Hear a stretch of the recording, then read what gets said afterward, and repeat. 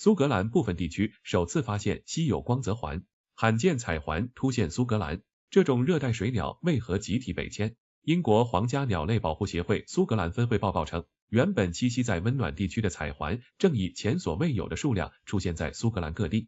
这种稀有水鸟通常分布于亚洲、非洲等炎热气候区，却于10月接连现身多个自然保护区。10月9日，北拉纳克郡马瑟维尔的 Barons Hall 保护区观测到7只彩环，同日爱莱岛的 Loch Grunert 保护区也记录到1只。更令人惊讶的是，10月18日，伦弗鲁郡的洛克温诺赫自然保护区首次发现该物种。观鸟者安德鲁·詹姆斯在巴尔湖上空捕捉到其身影。管理员丹斯诺登表示，这是该郡首次记录。去年春天，我们还观察到一对反嘴鹬，这种体型略大于勺鹬的鸟类，因闪耀绿紫色光泽的羽毛得名。尽管2022年曾在剑桥郡繁殖成功，但从未在苏格兰筑巢。专家推测，冬季气候变暖可能是它们北迁的原因，但确切机制仍待研究。英国皇家鸟类保护协会苏格兰分会保罗·沃尔顿指出，就像20世纪稀有的斑尾林鸽，如今随处可见，彩环可能正在复制这种扩张模式。